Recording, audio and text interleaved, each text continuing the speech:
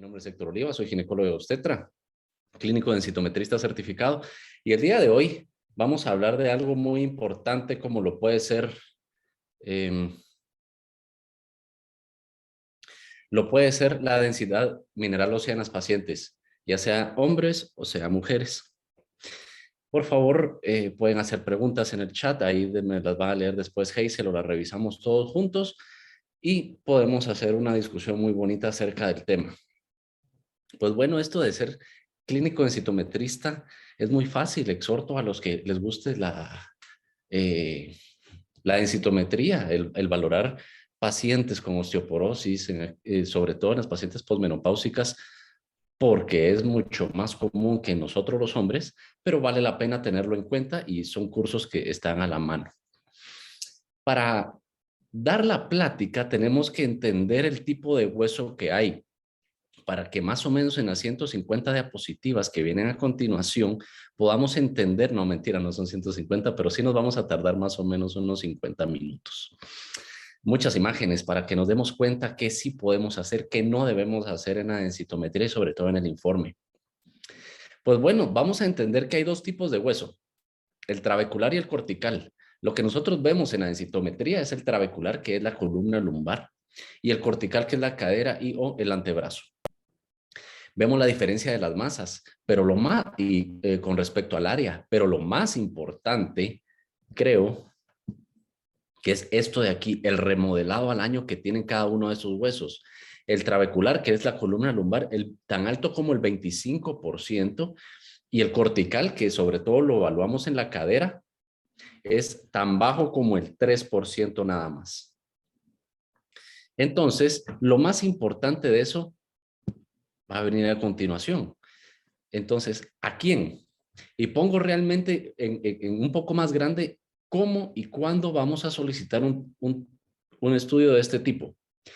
En primer lugar, el objetivo es dar a conocer el estudio y sus implicaciones en el momento de no saberlo interpretar, porque muchas veces vamos a sobretratar a la paciente cuando realmente no lo necesita, o vamos a no tratarla cuando ya está establecido el proceso de osteoporosis. Es por eso tan importante que nosotros estamos confiando en un método diagnóstico como lo puede ser la densitometría, con tantos datos, con tanta información que nos puede dar, pero si realmente no sabemos valorar la data que nos va a dar, vamos a estar patinando.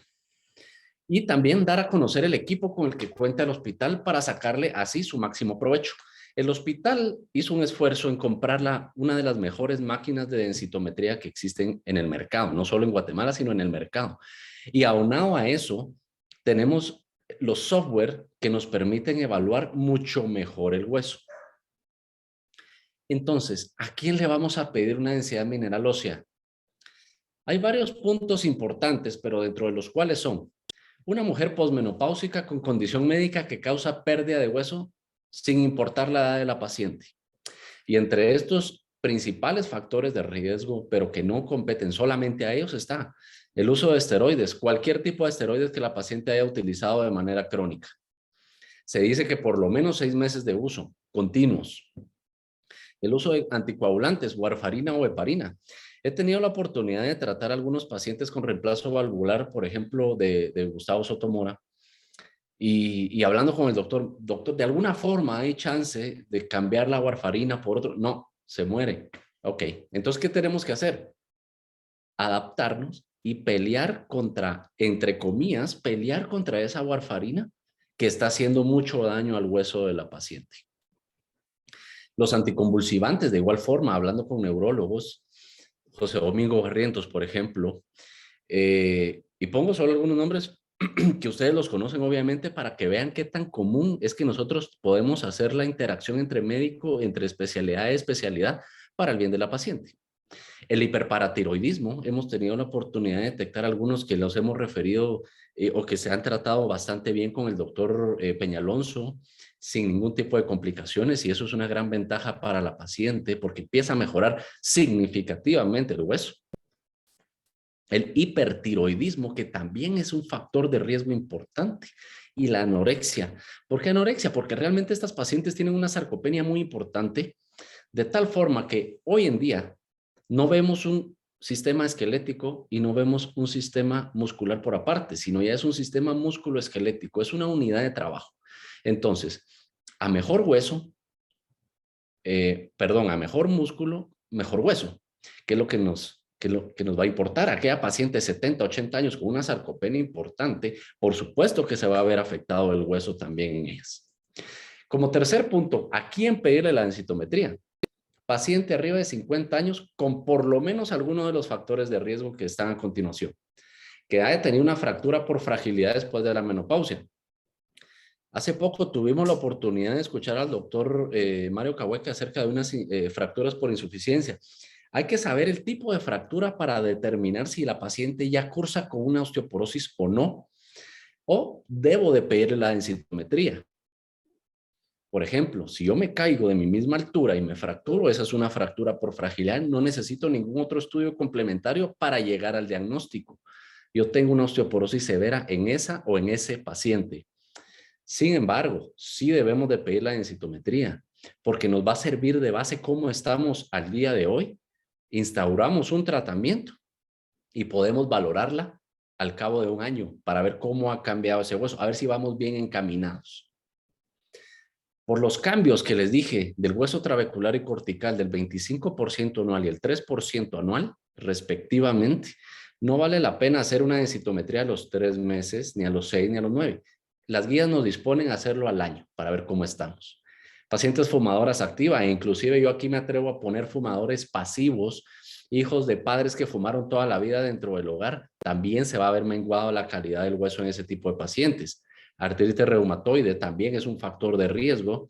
La historia de fractura de cadera en padres y la ingesta de alcohol. Unos otros que hay por ahí de menos riesgo es aumento de la cafeína en la dieta, disminución en la calidad del calcio en la dieta también. Y un extra es la diabetes y sobre todo mal controlada. Cuando Héctor Oliva tiene 52 años, diabetes, y tengo otro Héctor Oliva exactamente igual de 52 años, pero sin diabetes, aunque las dos densitometrías me reporten el mismo valor, yo sé que el diabético tiene mucho más fragilidad en cuanto a los cristales de hidroxiapatita, es decir, a nivel microscópico, en cuanto al hueso, a nivel molecular. Y eso lo tengo que tomar en cuenta como factor de riesgo para poder tratarlo.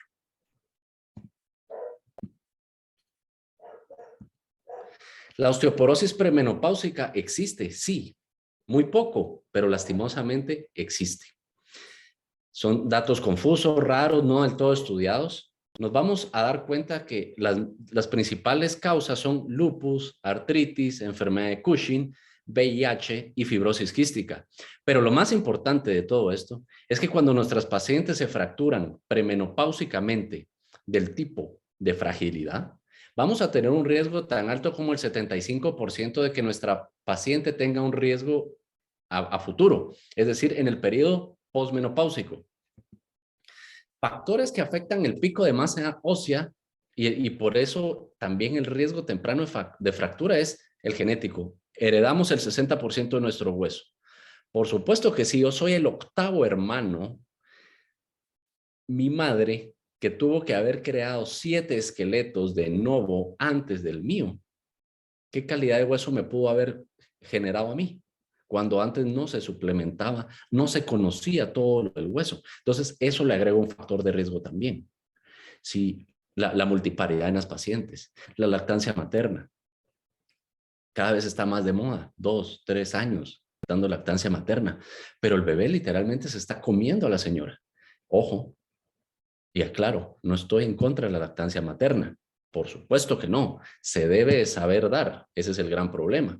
Pero cada vez vemos más la influencia de gente que no tiene ni siquiera idea de la medicina y anda diciendo, no, es que hay que darle 3, 4, 5, 6 años lo que el bebé quiera. Por favor, también pensemos en la señora que vamos a tener un deterioro importante de ese hueso. La alimentación, pues por supuesto que tiene algo que ver. La falta de ejercicio, cada vez vemos más sedentarismo. La poca masa muscular que podamos generar. A la paciente no le digo para generar más hueso, corra una maratón, ¿no? Yo le digo, haga ejercicio, haga pesas para mejorar el músculo. Por ahí también tenemos unos casos con el doctor Raúl Amenábar que hemos visto de pacientes que son de alto desempeño y a grandes 60, 70, 80 años. Pero el problema de esas pacientes es que no tienen músculo, entonces se ve afectado su hueso. El peso, o muy bajo por la falta de músculo, o muy alto también, porque existe el secuestro de la vitamina D que conlleva una baja en la captación de calcio a nivel intestinal. La historia de amenorrea por exceso de andrógenos también. Hay muchas pacientes que vemos nosotros en clínica con síndrome ovario poliquístico o la tarea del atleta, que conocemos con competencias de alto rendimiento, baja ingesta calórica, una densidad mineral ósea baja, una disfunción menstrual, es decir, una amenorrea secundaria. La paciente feliz de no menstruar. Es lo mejor que me ha pasado, doctor. ¿Y cuándo lleva sin menstruar? 2 años.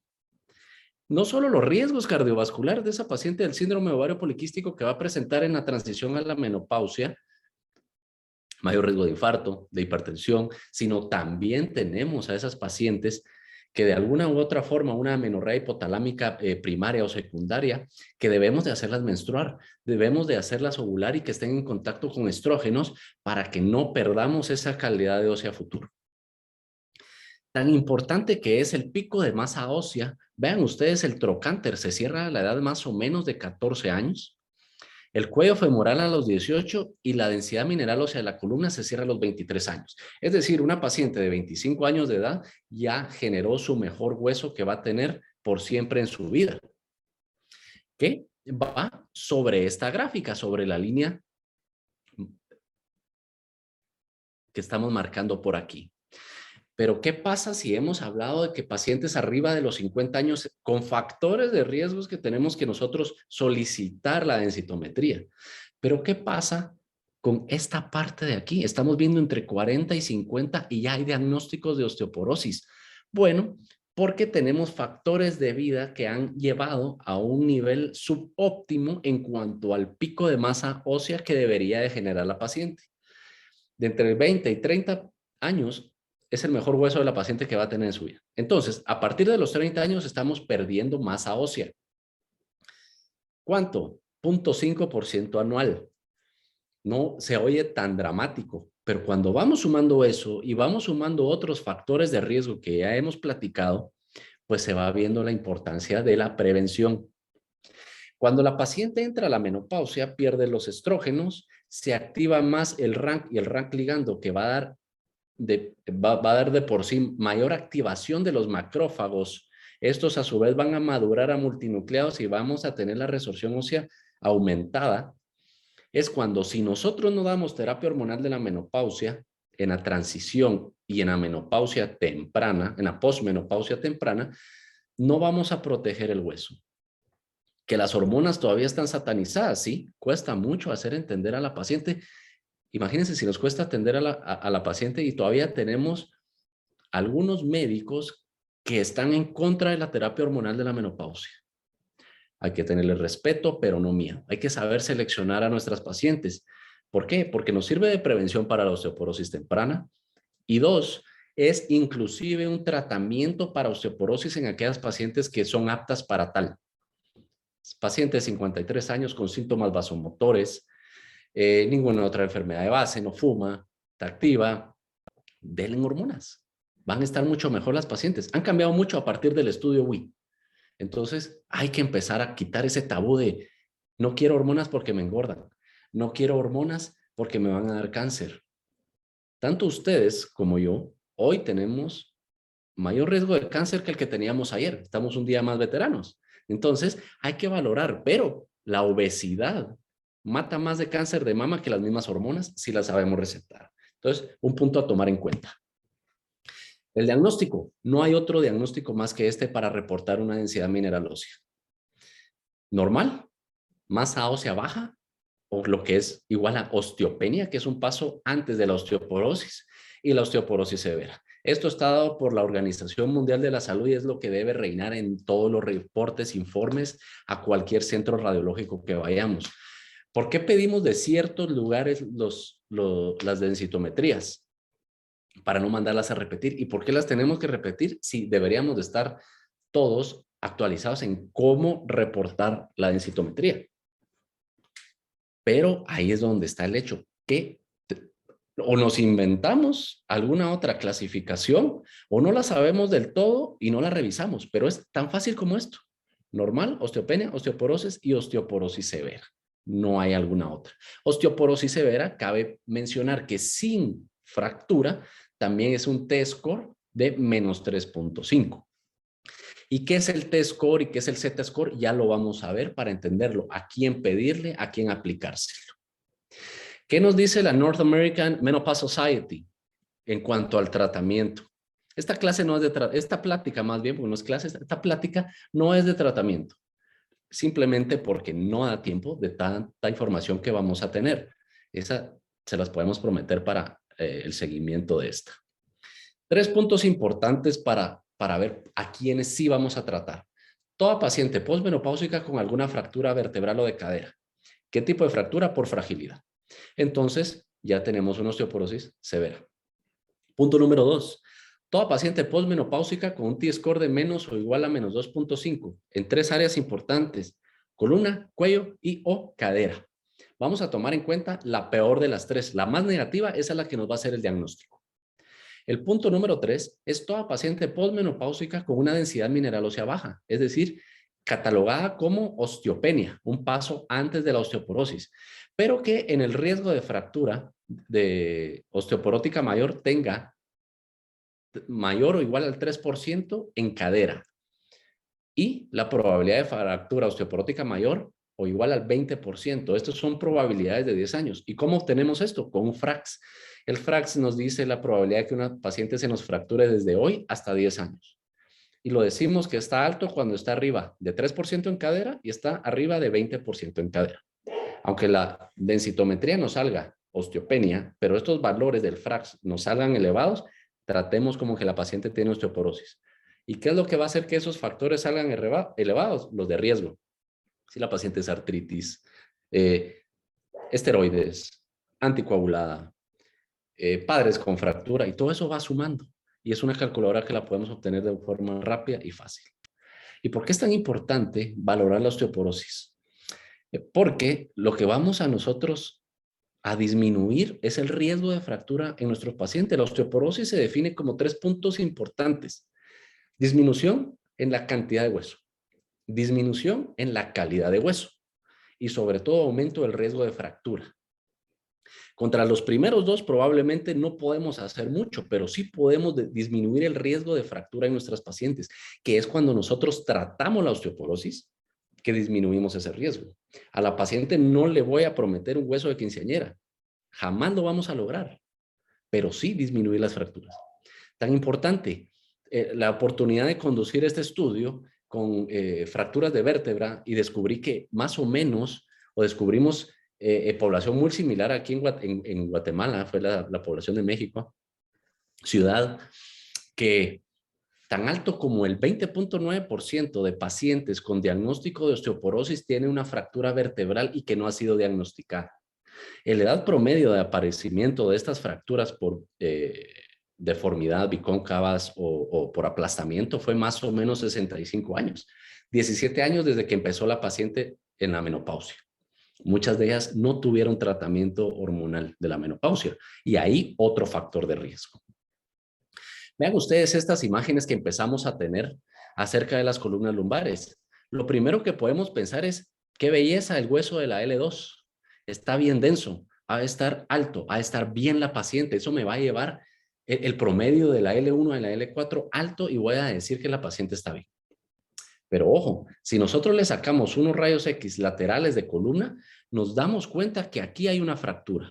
Y por eso en la toma postero-anterior es que nos va a dar mayor condensación, mayor densidad ósea. Entonces, si sospechamos alguna fractura, tenemos estudios complementarios que podemos obtener de forma rápida y barata para poder llegar a un diagnóstico certero. La morfometría es muy fácil cuando ustedes les ponen los 6 puntos y vamos midiendo los cambios de la altura.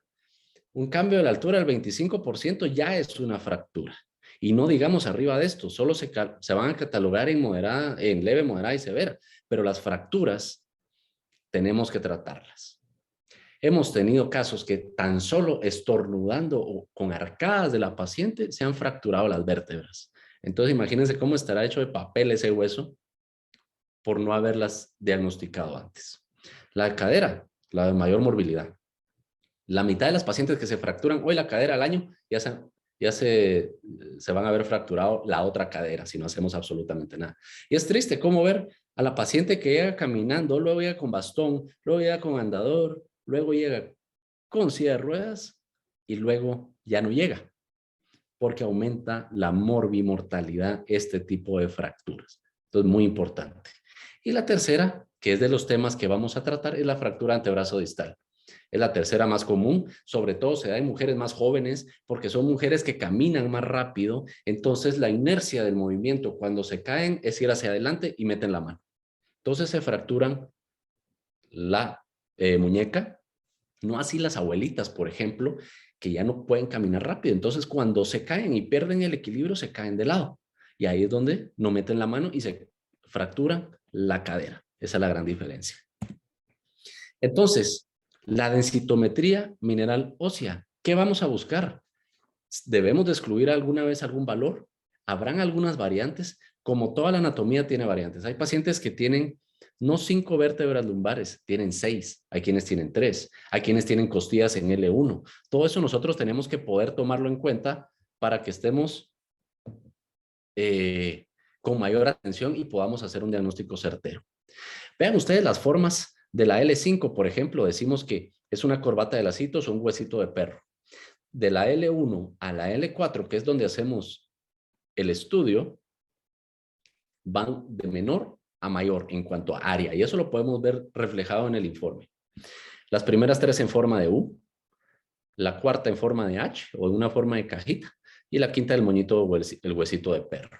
Sí se tienen que empezar a ver las crestas ilíacas, se tiene que ver todavía la T12 con la última costilla aquí reflejada, pero vamos a ver otros ejemplos adelante, pero muy importante también hacer notar, ver esta línea amarilla, está el ROI, la región ósea de interés. Si yo o el técnico más bien no puso mal, perdón, esta región ósea de interés, y yo como pongamos todos los pasos, yo como radiólogo no me doy cuenta y todavía la interpreto o la firmo, y después yo como médico tratante no vuelvo a analizar esto y le hago caso solo a lo que viene escrito, ya vamos 3 filtros que vamos a ver alterado el estudio y podemos estar tratando algo que no merece tratamiento.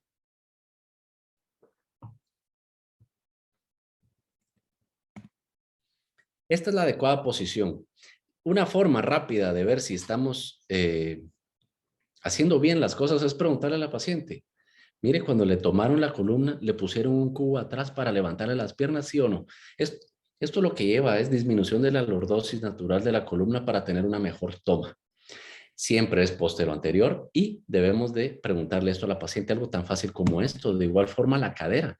Vean ustedes estas imágenes que el análisis está completo cuando en el cuello, aquí, podemos ver que este recuadro celeste puede ser de varios colores dependiendo el centro radiológico, pero que no está topando ninguna otra parte del hueso, ni el trocánter mayor. El trocánter menor se debe de ver muy poco o simplemente no verse. Eso quiere decir que la paciente sí la pusieron a hacer así la pierna. Por lo menos debe tener un ángulo de 30 grados. De lo contrario, vamos a ver un trocánter menor muy manifiesto y podemos nosotros indagar si la paciente realmente le pusieron este triángulo o no. Esto es para cadera. Sépase que la cadera necesitamos solo una. No importa si es derecha o izquierda, pero solo una es suficiente. Quiere hacerle la 2 y el centro radiológico les da las 2. Enhorabuena, pero solo necesitamos una. Nosotros tenemos que saber valorar la imagen para ver que el fémur esté recto, el cuello esté con el adecuado cuadro del ROI, es decir, la región ósea de interés, para poder tener un valor real. Las ventajas de la densitometría es que es radiación mínima, es una alta precisión, tiene alta reproducibilidad. Sí y solo sí sabemos hacerlas. Es un bajo costo, no es invasivo, es muy rápido, pero también puede dar a errores de interpretación para ver si vamos a tratar a las pacientes o no. Algunas las sobretratamos o no valoramos los riesgos de otro tipo en esas pacientes. Esto no lo tendría que dar cualquier centro radiológico certificado. Nadie es perfecto. Entonces la máquina debe tener un error de precisión.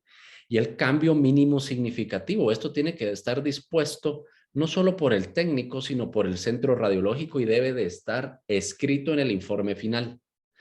Nuestro cambio mínimo significativo es 5.7, 5.9, lo que sea. Porque cuando yo estoy comparando una densitometría de hace 1 o 2 años con la de ahora, tengo que ver si cambió y no cambió. Y si está arriba del cambio mínimo significativo, tengo un cambio real en esa calidad de hueso, ya sea para positivo o para negativo. Y esto es muy fácil de hacer. ¿Cuándo no utilizar la densitometría? Que son muy pocos los casos. Obviamente en embarazo no es que sea la gran radiación. De hecho, no necesitamos ni siquiera un cuarto con plomo, sino simplemente que el técnico o el personal esté por lo menos a 1 metro, 1,5 metros del aparato. Que haya paciente pasado con medio de contraste reciente de 7 días o un estudio de isótopos de 2 días, tenemos que diferir el examen. Ahora sí, ¿cuándo utilizar el T-score y el Z-score? Ustedes miran tantos datos en un informe de densitometría que a la larga puede ser hasta cierto punto confuso. Pero estas no son nada más que las desviaciones estándar que tenemos sobre la población estudiada. Es decir, el T-score, estamos comparando a esa paciente que llegó a consulta de 64 años, por poner un ejemplo, contra las pacientes jóvenes, entre 20 y 30 años. Y así es como se hace el diagnóstico de osteoporosis. Se oye injusto, por supuesto, pero así está dada la estadística y así es como está dada las desviaciones estándar. El Z-score, ¿cuándo utilizarlo? Cuando la paciente es menor a 50 años. Y cambian los términos. No hablamos de osteoporosis, no hablamos de osteopenia, sino hablamos de densidad mineral ósea baja o densidad mineral ósea alta para la edad, porque el Z-score lo que está haciendo es comparando a aquella paciente de 40 años con su mismo grupo poblacional, con su mismo grupo etario de 40 años. Entonces cambian las situaciones. Lo normal del Z-score es de -2 desviaciones hasta +2. Así como lo bajo es malo, lo muy alto también es malo. ¿Qué nos dice la International Society of Clinical Densitometry? Menores de 40 años, utilización de Z-score. ¿Por qué? Porque inclusive en la paciente en la transición a la menopausia, que puede ser tan temprano como 44, 47, 49 años, ya debemos de utilizar el T-score. Es decir, como que esa paciente ya estuviera en la menopausia establecida para poder compararla y tomar decisiones. Recordemos que desde los 30 años la paciente viene perdiendo hueso. La International Osteoporosis Foundation hace menciones a cosas distintas. Mismos valores de Z-score, pero por debajo de 20 años. Y arriba de 20 años utiliza ya el T-score, como dice la Organización Mundial de la Salud. Sin embargo, el diagnóstico no es solo fracturas cuando tratamos este tipo de pacientes, no es solo fragilidad ósea. Tenemos que investigar más a fondo los antecedentes, como les había hecho mención, no solo los que puse aquí. A ver si los papás fumaron, por ejemplo, cuántos hermanos son, si alguna otra paciente mayor a esa paciente que está con nosotros enfrente ha tenido algún tipo de fractura. Hemos tenido pacientes de 70 años y que me dice, es que mi hermana mayor de 74 ya sufrió fracturas por osteoporosis. Entonces, si ella ya sufrió fracturas, tenemos mucho más riesgo de la que tenemos enfrente de 70 años, sufra también. Este es un cuadro, en resumen, donde dice cuándo utilizar el Z-score y el T-score. El T-score arriba de 50 años, posmenopáusica. Ya con eso que nos sepamos, estamos tranquilos, porque entonces vamos a aplicar el valor correcto. Nos hemos encontrado con algunas densitometrías en el cual pacientes jóvenes, 38 o 40 años, me han diagnosticado con osteoporosis. Ya les dije que no quiere decir que no exista, pero puede ser que esté mal diagnosticada. Entonces, ¿qué me queda? tráigame la densitometría con la cual le diagnosticaron en su momento y vamos a emitir juicio. Hay pacientes que ya han estado sobretratadas por 4 y 5 años y dice, pero estoy generando un hueso tan excelente y estoy preveniendo que se fracture. Ojo al dato porque no es así. El hueso debe de ser flexible hasta cierto punto para soportar las fuerzas de tensión a la cual es sometido. Si yo tengo un hueso muy rígido, también se va a fracturar. ¿Por qué la osteopetrosis se fractura? Osteopetrosis es un hueso mucho más compacto, mucho más formado del que debería. Que lo vemos en unos valores de Z-score, es decir, comparando a la paciente con su misma edad y que tenga más de 2 desviaciones estándar. Estas pacientes también se fracturan. Lo que pasa es que muchas veces, cuando es secundaria, ya lo podemos ver nosotros, pero cuando es primaria, normalmente queda de origen genético y lo ven los pediatras o los genetistas. Vean estos casos para ver muchas imágenes a continuación. 72 años, ama de casa, un índice, pero el factor de riesgo, artritis. Vamos a ver las imágenes. Vean este tipo de columnas que tenemos por acá. Esto eran ya añitos antes de que, 2019, antes de que existiera la densitometría en el hospital. Pero bueno, vamos a ir viendo que si realmente este T-score comparada con la paciente de 30 años, esto significa T-score. Paciente de 72 años, le aplico el T-score. Solo si la comparo con su grupo de la misma edad, aún así está muy deteriorado esa calidad del hueso. Pero vean ustedes, también hay una regla muy importante. Y aquí empezamos a ver todo el informe de numeritos, servirán, no servirán, los podemos descartar. ¿A cuál le hago caso? Si nosotros vamos viendo aquí, hacemos un zoom a esta imagen que tenemos, vamos viendo que lo importante es de L1 a L4. Las máquinas automáticamente, los software nos tiran, si yo quiero ver de L1 a L2, de L1 a L3, de L2 a L4, por si es que yo tuviera que excluir alguna. Y cuando la excluyo, cuando este valor de T-score difiere por lo menos de una desviación estándar por las demás. ¿Y cuál excluyo? La que mejor está, el más cerca del cero, el menos negativo. El más negativo, en este caso el 5.2, es el que manda todo.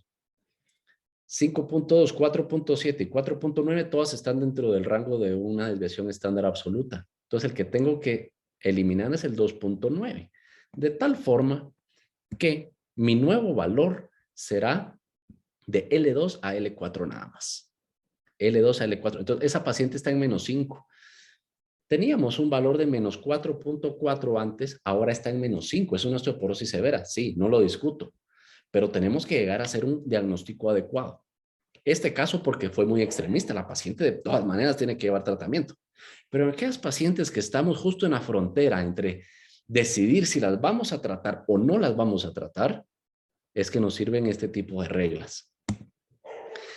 Las fracturas vertebrales también las podemos ver con el estudio de fracturas vertebrales o una columna lateral de columna. Es tan fácil para el técnico cuando está certificado y se da cuenta que está de frente la columna en la máquina y decirle, aquí tengo una duda, disculpe señora, le voy a agregar de una vez el estudio lateral de fracturas, la voltea ahí y le tira el rayo otra vez con el densitómetro. Mucho más barato que unos rayos X. Y ahí es donde nos damos cuenta que hay fracturas, ¿de acuerdo? Y las fracturas vertebrales pueden pasar desapercibidas como las primeras fotos que les había colocado. Otros casos, por ejemplo, de 70 años de edad, fumadora activa durante su premenopausia, y no todas las columnas son tan bonitas o son tan fáciles de interpretar. Vean ustedes este tipo de valor T. El 2.1 está más diferencia de una desviación estándar del 3.9, ambos negativos obviamente. Entonces, ¿qué es lo que tengo que hacer? Excluirla y mi nuevo valor solo va a ser de L1 a L3, excluyo L4. Mi nuevo valor es menos 3.4. ¿Por qué? Porque ese 2.1 me va a dar un promedio más alto, un promedio entre comillas mejor del que realmente tiene la paciente. ¿Y para qué me va a servir eso? Para el seguimiento, para el tratamiento y que yo en un año pueda volver a evaluar las mismas vértebras que evalué en este. ¿Cuántas vértebras necesito para hacer valedera la columna lumbar? 2. No importa el orden, no importa que sean seguidas. Puede ser L1, L4, puede ser L2, L4, L3, L1, pero con 2 que yo tenga de las 4 que podemos llegar a evaluar es más que suficiente.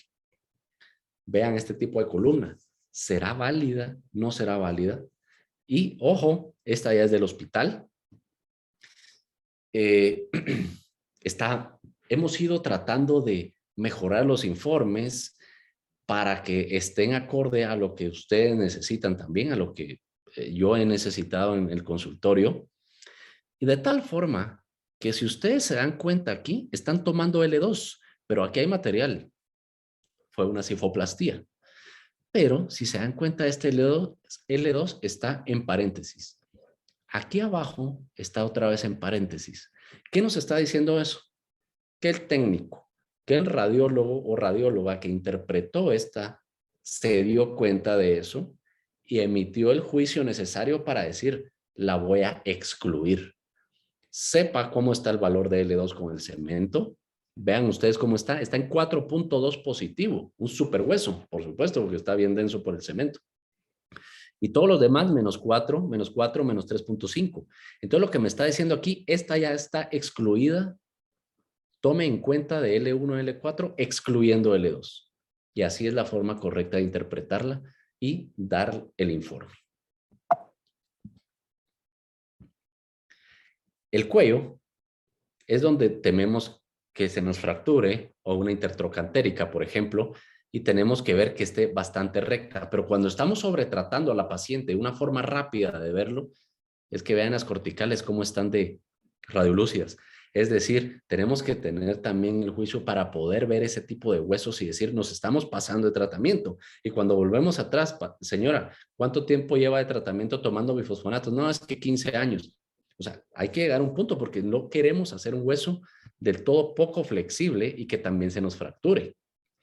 Lo más importante de todos estos valores es el cuello y el total de la cadera.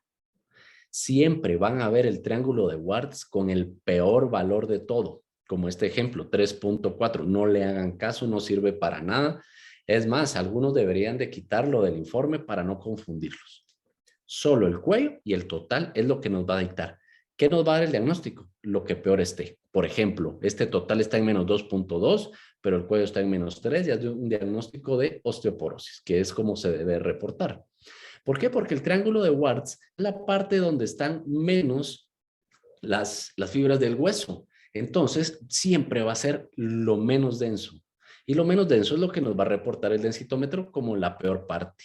Pero la paciente de ahí no se fractura. Entonces, no le hagan caso al triángulo de Wartz. Todas las bases de datos están dispuestas para cuello y el total de la cadera. Vean ustedes, ya nos reportan con el FRAX aquí.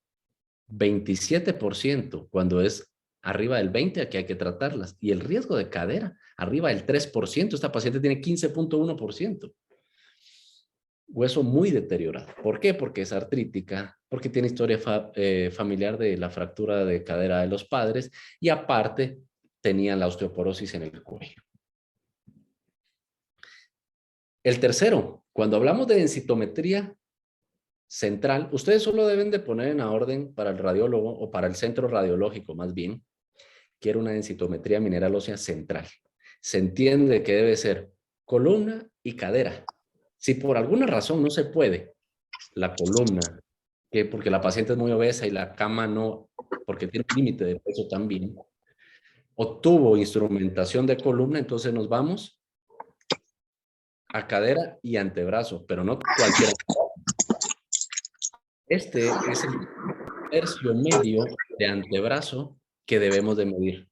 No me sirve el tercio distal o el ultradistal.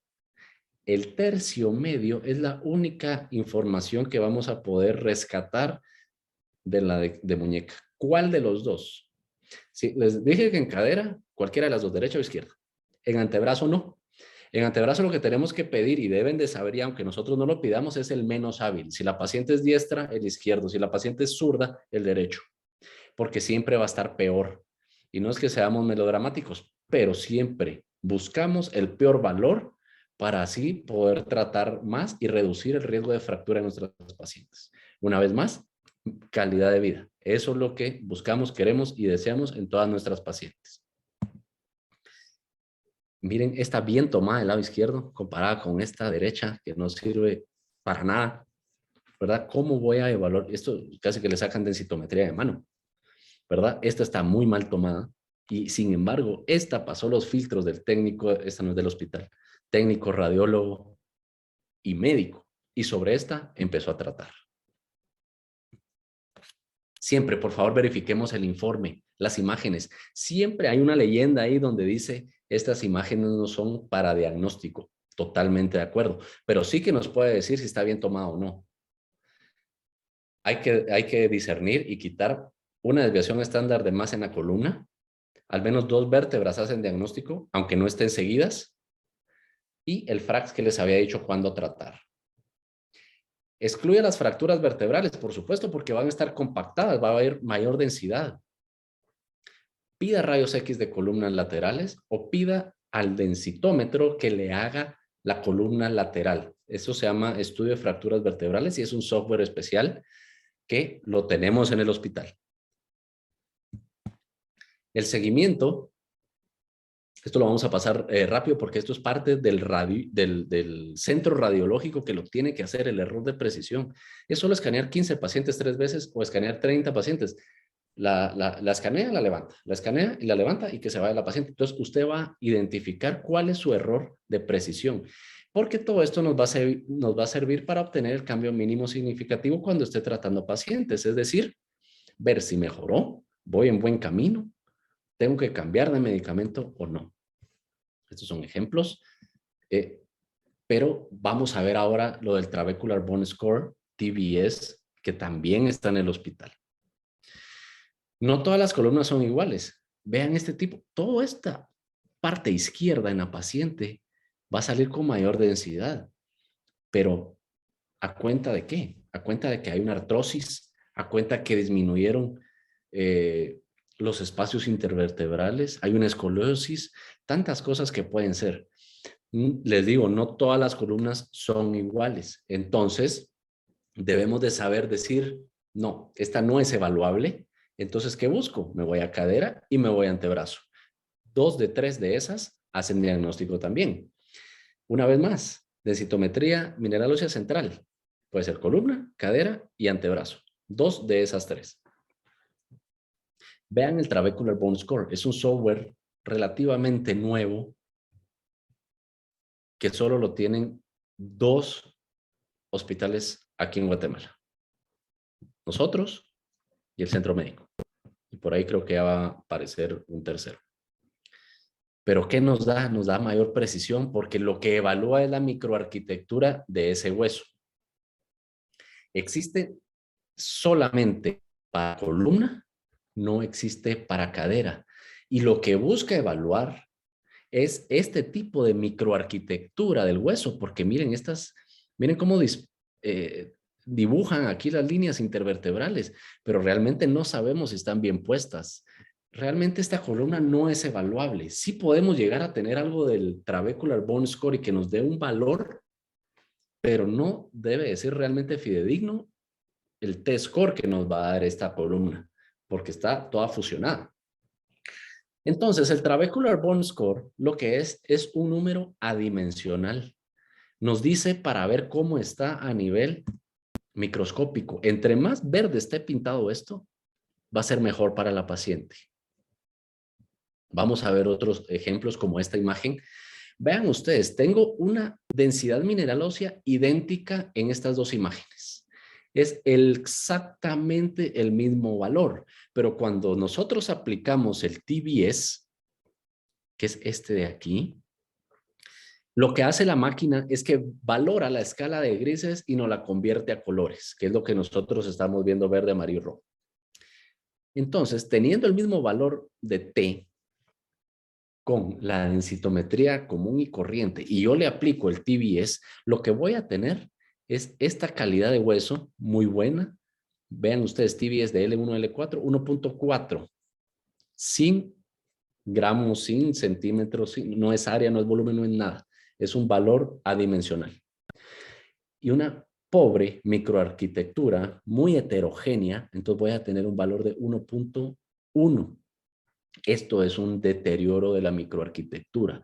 Y si yo solo veo densitometrías comunes y corrientes con T-score, voy a tener una falta de tratamiento a esta paciente de aquí abajo, cuando realmente con este valor está muy deteriorado su hueso y tengo que tratarla. Hablando con el doctor Ermenger sobre el software, decía, es necesario, es sumamente necesario, y es por este tipo de casos que podemos evitar fracturas en nuestras pacientes. Quien agradezco que estuve hablando con él y muy gentilmente en cuestión de días ya teníamos el tipo de software ahí en el hospital. Vean este tipo de huesos, 1.1, muy rojo, microarquitectura totalmente deteriorada, pero si ya tengo un valor de 1.3, veo mucho más verde. Quiere decir que esta paciente de la derecha tiene mucho menos riesgo de tener algún tipo de fractura, a pesar que las dos estén con osteopenia en una densidad mineral ósea. Este tipo de columnas no son evaluables. No tenemos lo necesario para saber si está realmente intervertebral o no las líneas de estudio. Lo que sí nos sirve es para ver el TBS, y ahí es donde podemos agregar, tener un plus para la paciente. Vean, columnas imposibles, no viables, que no son evaluables, eliminémoslas. Saquémosle la microarquitectura, está bien, pero vámonos a la cadera y vámonos al antebrazo para poder tratarlas. Una más del hospital. Este hueso está fenomenal, el paciente ya de 62 años, pero miren la calidad de ese hueso, miren dónde está ubicada. Esto también nos va a dar un punto en estas imágenes de colores para ver dónde está ubicada y así ver si la paciente es de bajo riesgo o de alto. ¿Por qué? Porque también se puede ajustar a este FRAX que yo les había mencionado antes, pero con el Trabecular Bone Score. Entonces, esta paciente no hay que tratarla, aunque esté en osteopenia. Otro tipo de huesos, vean ustedes, ¿qué será una fractura? ¿Será algún cemento? No creo que sea cemento por la posición en que está, porque si no estará ya mal puesto. Entonces, una fractura, muy probablemente, algún tipo de fractura en cuña probablemente. Entonces, vean ustedes L3 y L4. Por supuesto que hay densidad. Está hasta positivo, 1.2 y 2. Entonces, ¿qué hago yo? Excluirlas. ¿Cuál es el valor real y evaluable en este tipo de pacientes? Solo L1 y L2. Nada más. Con 2 hago diagnóstico. Pues a este le sacamos TBS también. Y nos dimos cuenta que su microarquitectura, sobre todo L1 y L2, estaba muy deteriorada. Entonces, ¿qué hago? No le hago caso a este valor porque aquí me lo reportan hasta prácticamente normal. Está en el límite entre osteopenia y hueso normal. Pero cuando le hago el TBS y tomo las vértebras que debo de tomar en cuenta, nos damos cuenta que L1, L2 tiene un T-score de menos 4.5. Es una osteoporosis muy importante. Un error, vean ustedes, son errores reales estos. Nos decían, este tipo de columna se mira muy recto, se mira de buen color, espacios intervertebrales adecuados. Entonces dijimos, bueno, pero ¿por qué tiene un T-score de L1, L4 en menos 6.1? No es hueso, ya es un órgano blando prácticamente. Y estamos hablando de pacientes de 65 años. Pues este es un colega que lo compartió en el chat ahí que tenemos de osteoporosis de Colombia. Y realmente es un error que se le fue al técnico, al radiólogo de allá y sobre todo al médico. Y la paciente estaba con forteo, es decir, teriparatide. Iban a crear un super hueso y se iba a fracturar también. Porque ven ustedes esta línea que les puse aquí más de cerca, la amarilla, es la región ósea de interés. Al no ponerlo en el borde del hueso, lo que hizo la máquina es que detectó este espacio muerto como que no hay absolutamente nada de hueso, porque esta línea amarilla el técnico la debe de poner. Entonces, por eso es que sale tan baja la densidad mineral ósea, porque tomó en cuenta aquí que es un hueso fantasma, no existe y la línea está tomando. La línea debe de ir donde yo dibujé lo rojo, así. entonces sí vamos a tener un valor adecuado. Y de esa forma la paciente, y no así. De esa forma, vean la diferencia entre tratar y no tratar, entre un hueso normal y un hueso muy deteriorado ante los ojos del que puso esto mal. Las fracturas, este estudio lo tenemos en el hospital y nos lo reportan ya de una vez con cambios en altura.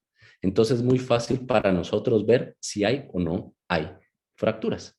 Aquí no voy a ver tal vez muy franco una fractura, pero en el lateral sí, y es muy barato y muy fácil. De igual forma, vean estas columnas, ya para ir terminando, y cómo excluirlas. Miren estas hifoplastías.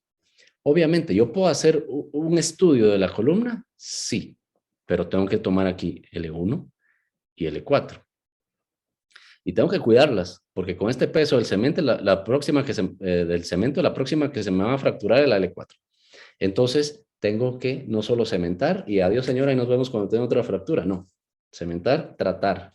Tenemos fractura de cadera, reemplazo total de cadera. Órale, tratémoslas, porque si no, se nos van a seguir fracturando las pacientes. Y eso es, una vez más, calidad de vida. Vean, aquí están las dos del cemento. La paciente tenía otra fractura por aquí también. Para cuando hacemos la lateral de columna, no solo vemos la región lumbar, sino vemos toda la columna. Entonces podemos diagnosticar torácicas. ¿Se puede con resonancia? Sí, nos va a guiar la clínica, nos va a guiar para ver las intensidades, para ver si es aguda, si es crónica, a ver si merece que la cementemos o no. Pero nosotros en el hospital tenemos la densitometría también lateral de columna completa para que ustedes puedan obtener datos también fácil, barato y que puedan llevarlos a tomar decisiones. Aquí es donde vemos el zoom también, una fractura por aplastamiento de la T6, una compresión e inclusive una encuña aquí de T7. ¿Y por qué es tan básico el trabecular bone stalk, o tan necesario más bien que esté en un hospital? Porque si nosotros vemos aquí el FRAX que dice el 20%, de cadera el FRAX arriba del 3%, que es estas líneas punteadas grises, arriba de eso tratamos, aunque la paciente esté en osteopenia. Pero cuando nosotros le aplicamos el trabecular bone score, tenemos más certeza en cómo está. Vean un TBS de 1.6, las fracturas disminuyen. Este es el riesgo de fractura, disminuye. Mientras que tengo un TBS de 1.1 en pacientes de 75 años en la línea roja, voy a tener un mayor riesgo de que se me fracture, aunque esté por debajo del 20% que me va a decir el FRAX. Entonces, esa es una ventana que no debo de perder, porque se puede cambiar cambiar los valores o podemos dejar de tratar a las pacientes. No nos vamos a detener en este algoritmo, pero existen y lo podemos tener junto ahí al escritorio mientras nos adecuamos más al FRAX y al TBS y estar diciendo, bueno, no tenemos fractura, le aplico el TBS, ¿cómo está? Está muy bajo, la trato, pero es que la paciente tiene osteopenia, pero tiene una microarquitectura deteriorada. ¿Por qué? No sabemos. Entrevistemos más a la paciente y averigüemos. Pero recordemos que el 60% del hueso que es heredado. Entonces, probablemente ya vamos en un déficit. Y encima todos nos volvimos sedentarios de infantes. No hicimos ejercicio en la pubertad tampoco, entonces vamos a tener un hueso peor. Las conclusiones del TBS, valoración estructural en 2D que hace el densitómetro y nos lo cambia a colores para poder tener mejor certeza en cuanto al diagnóstico. Sirve para valorar el riesgo de fractura en mujeres y hombres, inclusive mayores a 50 años. Debe tener un rango y el TBS no se puede usar en entre menor a 17 el IMC o mayor a 35, porque puede haber densidades. Cada vez que nosotros cambiadas, debemos de quitar osteofitos de la ecuación y el técnico lo puede hacer en el aparato cuando lo detecta. E inclusive nosotros debemos decirle a la paciente, por favor llegue, puede desayunar de manera leve o puede almorzar de manera leve si se va a hacer en la tarde. Tiene que ponerse una bata y estar completamente desnuda debajo. Nos hemos encontrado con densitometrías donde se mira partes metálicas de la ropa interior e inclusive la toman en cuenta. Entonces, tenemos que tener mucho ojo con eso. El tratamiento no es clase de ahorita, pero miren, si no hacemos nada con esta paciente al mes, ¿qué la encontramos? Le dijimos, empecemos tratamiento, empecemos tratamiento. Lo dejó al tiempo, ya vemos otro tipo de fractura. Entonces, lo que mejor podemos hacer no es solo estar metiendo cemento, cemento, cemento, sino tratar de evitar tener que llegar a ese punto. Es difícil, por supuesto. La paciente cree que el dolor de huesos es sinónimo de osteoporosis, cuando la osteoporosis es una enfermedad silenciosa, no tiene síntomas a menos que definitivamente ya esté fracturada, pues es obvio el por qué va a doler, pero es una enfermedad infradiagnosticada y que trae muchas consecuencias. Las fracturas vertebrales van perdiendo altura, pierden capacidad de expansión pulmonar e inclusive hay cambios a nivel de respiración. Y todo eso trae consecuencias nefastas para la calidad de las pacientes. Muchas gracias. Si ustedes quieren y nos comprometemos aquí con el Departamento de Ginecología o con la previa autorización del doctor Robles, quien es el jefe, de poder darle seguimiento a este tipo de charla y poder hablar también de tratamiento en osteoporosis. Muchas gracias, Héctor. El doctor Mario Ruata creo que tenía una pregunta, no sé, porque ahorita acaba de salir el doctor Ruata. Muy buenas noches.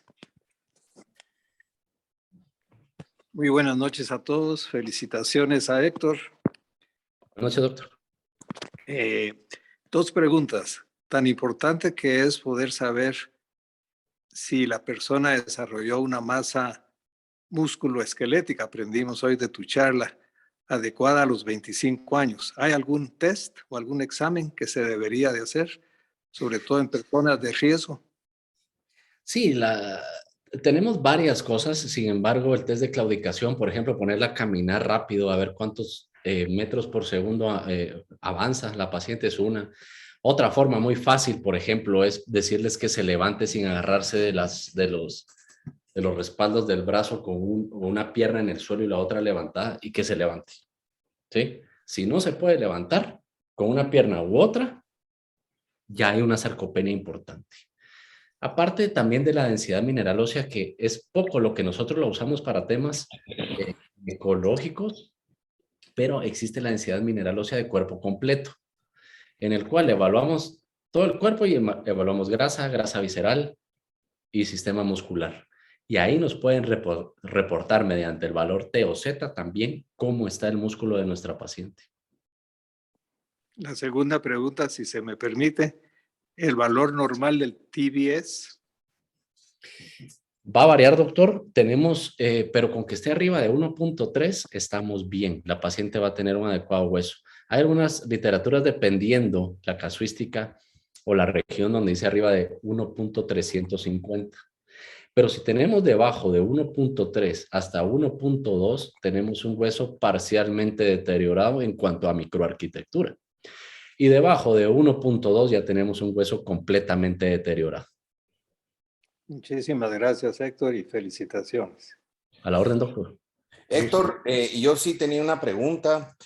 No tiene mucho que ver con pues, tu plática, pero sí tiene que ver con osteoporosis. Creo que es importante que la gente sepa cómo ahora están dándoles a pacientes que tienen osteoporosis tratamientos con respecto a su dentadura, porque eso es muy importante y ha cambiado mucho.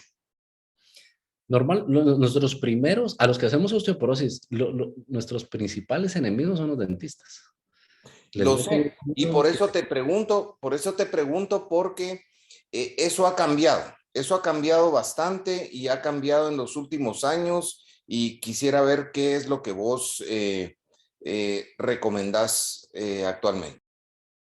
Ok, lo principal ideal sería decirle a nuestra paciente antes de iniciar un tratamiento antirresortivo u osteoformador, consulte con su dentista para ver si va a necesitar algún tipo de tratamiento de una vez o cómo ve su dentadura para ver si hay posibilidades de que en un futuro cercano vaya a tener algún tratamiento, sobre todo de canales. De lo contrario, la paciente puede tener cualquier tipo de tratamiento dental que no sea tan invasivo como los canales. Pero si la paciente no va a ir al dentista o acaba de ir o simplemente no tiene un dentista y es más el riesgo de que se nos fracture en poco tiempo, le empiezo tratamiento de una vez. ¿Por qué? Porque las estadísticas nos dicen una paciente de cada 4 con osteoporosis se va a fracturar. Pero desde que yo instauro algún tipo de tratamiento, alguna intervención, sea cual fuere, ya solo se me fractura una de cada 8. Entonces el riesgo disminuye a la mitad. Y el mayor temor de este tipo de medicamentos bifosfonatos, anticuerpos monoclonales, es la osteonecrosis de mandíbula. Pero esto ocurre de 1 a 10,000 o a 1 a 100,000 usuarios por año. Y sobre todo es mayor el riesgo en aquellos pacientes que están tratados a largo plazo. Bifosfonatos orales, mayor a 10 años. Bifosfonatos intravenosos, mayor a 6 años. Anticuerpos monoclonales, mayor a 10 años también. Y sobre todo en pacientes que han recibido quimioterapia o radioterapia por algún tipo de cáncer. Entonces, es muy poca la incidencia.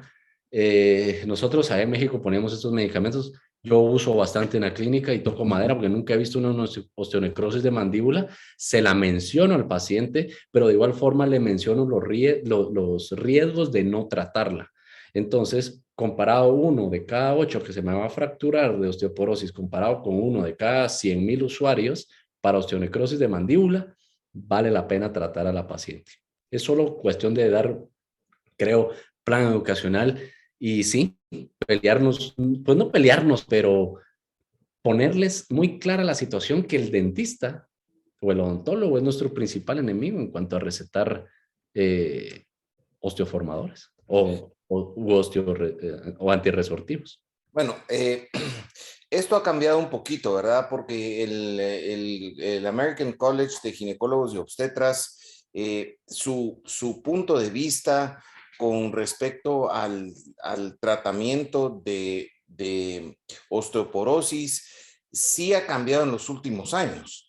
Y es más relacionado cabalmente a estos problemas que da en la boca, ¿verdad? Entonces, ellos sí son muy enfáticos en que se les diga que por favor vayan al dentista y que evalúen cómo está su boca para ver y seguir con el tratamiento de osteoporosis si es que la tienen, ¿verdad? Entonces yo creo que eso es bastante importante y es un punto que me gustaría que vos extendieras ahorita. Como por ejemplo, muchas pacientes tenemos el ácido zoledrónico de 5 miligramos anual. Llevamos a veces 3 años con él. Y la paciente empezó bien el tratamiento bucal, es decir, llegó a su dentista, la evaluó, le dijo, no tenés absolutamente nada malo, podés empezar tu tratamiento de bifosfonatos. Ok, pero ¿qué pasa a los 3 años? Ese paciente pudo haber cambiado mucho de su boca y no necesariamente relacionado a bifosfonatos. Hay 4 grados de osteonecrosis de mandíbula. Por supuesto, el grado de deterioro de 1 a 4 va a más. Pero ¿qué pasa si yo le he aplicado el ácido zoledrónico en febrero y ella presenta o necesita un tratamiento en abril? No tengo cómo quitarle el ácido zoledrónico de la sangre a esa paciente, porque de hecho ya ni está en la sangre. Ya se fue a meter debajo del cepillo de resorción del osteoclasto. Entonces, ¿qué tengo que hacer? Que el dentista sepa que está bajo esto y que tome la mayor cantidad de precauciones, que lo único que va a hacer es darle un antibiótico a la paciente. Sí enfatizamos en decirle, por favor, consulte a su dentista antes. Pero, como le había mencionado antes, el mayor riesgo va cuando más utilizo los medicamentos. Los primeros años yo ni me preocupo de la osteonecrosis de mandíbula, pues. La tengo presente, por supuesto, pero el riesgo es prácticamente nulo en los primeros años de uso. Ahora, si ya tengo una paciente que tiene 10 años de utilizar algún tipo de bifosfonatos, por ejemplo, pues, y no ha presentado nada en la boca, pues qué bien por ella, qué buena suerte. Pero más me preocupa la calidad del hueso que estoy formando, que de igual forma va a ser poco flexible y se me va a fracturar. Si hay que decirles, por supuesto, de acuerdo con usted y con el American College, que vayan al dentista, pero no es tan severa la cantidad o la incidencia de osteonecrosis de mandíbula cuando tratamos como debemos de tratar. Y para eso hay los años sabáticos. Luego que la paciente baja abajo, una paciente la diagnostiqué con osteoporosis, va a ser postosteoporótica toda su vida. Lo único que voy a tener es disminución en el riesgo de fractura. Si yo ya volví a esa paciente de bajo riesgo con los medicamentos, yo le puedo dar descanso terapéutico. ¿Cuánto? 1 o 2 años. Ojo, con bifosfonatos, no así con anticuerpos monoclonales y no así con osteoformadores. Entonces, con bifosfonatos sí. Entonces, ¿qué es lo que estoy haciendo? Disminuyendo el riesgo de que pase este tipo de problemas dentales, a pesar de que ácido solendrónico, ácido ibandrónico, permanecen, aunque yo me haya pasado el tiempo de ponerlos y en el año sabático va a seguir trabajando en ese hueso. Esos dos se han visto en biopsias de hueso 20 años después de su administración. Entonces, ese medicamento permanece en el hueso y sigue trabajando. Sí, muchas gracias. Y yo creo que esto ha cambiado bastante porque ahora sí la ACOG, el American College, sí, de ginecólogos y obstetras, sí les dice que es importante que por favor visiten a su odontólogo, ¿verdad? Porque el tiempo sabático es importante. Sí, nos sirve para menguar ese aumento en cuanto a formación ósea. Porque lo que hacemos es equipa formación con la resorción, porque al no haber estrógenos, la resorción es mucho mayor. Lo único que hacemos es disminuir la resorción para que dé chance a la osteoformación fisiológica, a los osteoblastos, de que intenten alcanzar a la destrucción del hueso. Por supuesto. Pues, Héctor, te tengo una pregunta. Edín. Sí, ¿puedo hacerle una pregunta? Dale, Edín. Ok, buenas noches, ¿cómo están? Bien, ¿usted? Bien, Héctor, ¿cómo estás? ¿Todo bien? Todo bien, gracias. Héctor, mira, dos cosas puntuales que me interesa mucho tu experiencia con respecto a esto. Uno es, ¿podés utilizar el FRAX para decidir a qué paciente le envías una densitometría ósea cuando tenés duda? Eso es un punto. Y dos, ¿tenés pacientes tratadas sin densitometría ósea solo utilizando el FRAX? Tengo muy pocas, pero de que han venido ya referidas, que han iniciado tratamiento. Empecé a contestar la segunda pregunta. Entonces, cuando yo tengo el FRAX, que o algún colega ya le aplicó el FRAX y que no pudo obtener una densitometría, que es más común de lo que uno pensaría, a pesar de donde practicamos la medicina, porque se fracturó. Entonces dicen, ya tiene el diagnóstico de osteoporosis severa, la voy a empezar a tratar y la mandan. Pero no hemos tenido una densitometría inicial para ver dónde está ubicada y qué microarquitectura tiene ese hueso, para ver qué le voy a dar seguimiento en un año con una nueva densitometría. Ahora, con el FRAX, lo único que es una suma de factores de riesgo. Si es artrítica, si fractura de previa de padres, la altura, el peso, si toma glucocorticoides, si fuma. Entonces, eso lleva un valor predictivo, un valor de la probabilidad de que ese paciente se fracture de aquí a 10 años.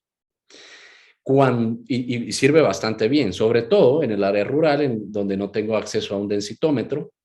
Pero nosotros que tenemos densitómetro, tenemos la posibilidad o la gran posibilidad, la mayoría, debemos de tener una densitometría de base. ¿Sirve muy bien? Sí, pero se queda corto. Si a la densitometría obtenida bien, yo le agrego a ese valor del cuello en el FRAX, todavía soy más certero.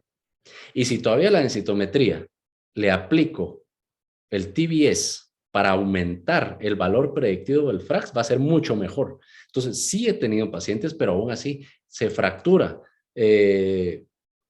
Mario Cahueque me dice, acabo de cementar a un paciente, necesito que por favor la veas y le dé seguimiento.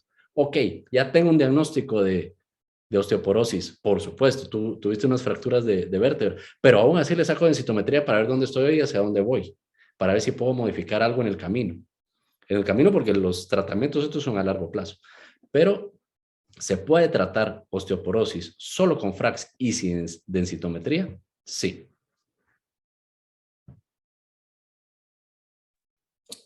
Ok. ¿Alguien más quisiera hacer un comentario, una pregunta? Buenas noches, yo doctor, si me es tan amable. Doctor Salguero, dale. Gracias, Héctor, ¿qué tal? Buenas noches a todos. Gracias por tu charla. Pues básicamente solo felicitarte, Héctor, y pues dar a conocer también que pues Héctor ha estado con nuestro departamento de manera activa en el desarrollo de cuando iniciamos el densitómetro y el mejoramiento tanto de los reportes como los técnicos en la adquisición de las imágenes. Hay muchos parámetros técnicos que la verdad, pues Héctor nos ha ayudado bastante para eso, así que te quiero dar las gracias públicamente, especialmente con esto del TBS, que es nuevo, ¿verdad? Nos ha tocado a nosotros revisar. Y solo para finalizar, una pequeña pregunta al final, pues tenemos la densitometría de cuerpo completo, tenemos la de central que mencionabas, que al final, por ejemplo, a veces hay pacientes que se hacen de todo, todas las densitometrías de todas las partes del cuerpo. ¿Qué es el valor que tú como clínico es el que a ti te interesa más al final? Porque cada uno nos da un valor de osteopenia, por ejemplo, y de ahí otro sale normal, y de ahí en el cuerpo completo nos sale osteoporosis. Entonces, en forma global, ¿cuál es el que te interesaría ver o clínicamente más importante? Para el diagnóstico tenemos que usar 2 de 3, Javier, que es o columna lumbar, cadera, cualquiera de las dos, o antebrazo, el menos 10, el menos activo de la paciente. Con esas 3, realmente osteoporosis no hacemos diagnóstico con cuerpo completo, eso lo dejamos para otras situaciones como las platiqué de sarcopenia, grasa visceral, y para otro tipo de estudios, sobre todo investigación. Pero para fines prácticos, la osteoporosis debemos de diagnosticarla con esas 3 áreas. Si nos pueden dar las 3, pues qué bueno. Sobre todo tomando en cuenta que, por ejemplo, el hiperparatiroidismo, ya sea primario o secundario, afecta más el hueso cortical. Es decir, vamos a tener una osteopenia en columna y una osteoporosis en cadera y en antebrazo, cosa que no es lo normal. La columna se deteriora mucho más rápido ante la falta de estrógenos, que es la osteoporosis primaria de toda mujer posmenopáusica, y después se deteriora la cadera. Se recupera mucho más fácil la columna, sí, por el recambio tan alto del 25% anual. Pero con las 3 que nos brindes, o 2 de esas 3, es más que suficiente.